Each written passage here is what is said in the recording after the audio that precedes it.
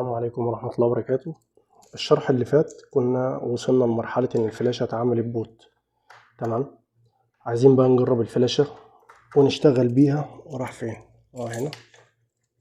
ونجرب بيها على جميع الأجهزة. تمام، طبعا الفلاشة كده ركبت اهي. الجهاز ده HP صح كده؟ هنضغط على زرار هنا كده، فتحت معايا. اضغط F9 على الكيبورد. تمام، F9 كده ورا بعضيه مثلا مرتين تلاتة كده، هتلاقيه راح جايب لك ايه؟ البوت منيو. هيفتح معانا القايمة دلوقتي. طبعا الأجهزة دي بتبقى GPT، وكل الأجهزة الحديثة بتكون GPT. تمام، إذا اخترت أول خيار ده ودوست انتر هيجيب لي البوت من الهارد ديسك. تمام كده. اللي تحت ده UEFI، الفلاشة بتاعتي USB فلاش ديسك كذا كذا كذا. تمام، اللي تحت ده بوت عن طريق اللان، دي حاجة تانية، وإيثرنت وشغل كده ملناش علاقة بيه دلوقتي. فبندخل من هنا كده USB، وادي الانتر الجميل هيفتح معانا الاسطوانة. طيب في نقطة بقى مهمة أوي. ايه هي النقطة المهمة؟ بص يا حبيبنا، بالنسبة للجهاز ال HP زي كده، بتدخل بوت من F9 يفتح معاك بوت على طول. تمام، طيب بالنسبة للجهاز الدل بيكون عبارة عن F12 وتختار الفلاشة بتاعتك.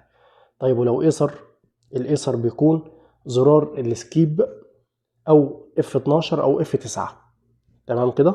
بالنسبة للأسوس بيكون F8 أو اسكيب.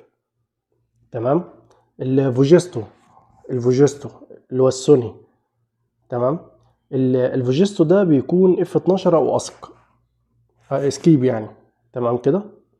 وبالنسبة للينوفو بيكون F12 أو F8 أو F10 على حسب. أنا كده بديك كل الإصدارات بتاعتهم. بالنسبة للسامسونج نفس النظام برضو، F12 أو F2 أو سكيب. صلي على محمد عليه الصلاة والسلام. تمام كده. التوشيبا بيكون F12، واي جهاز تاني عامة بيكون F12. كده الاسطوانة بتاعتنا فتحت. تمام، طيب انا كده شرحت لك ازاي تدخل بوت من على جميع الاجهزة. فاهمني كده؟ اما بقى باقي البرامج والتطبيقات ده انا هشرحها لك واحدة واحدة. كل تطبيق زي ما اتفقنا ليه 5 دقايق كده فيديو، عشان سيادتك ما تقعدش تشوف الفيديو كله مثلا ساعتين 3 مرة واحدة. تختار اللي انت عايزه بس على القد. تمام كده يا جميل. دي كده الطريقة دي اللي احنا عملناها قبل كده، شرح بوت على الفلاشة.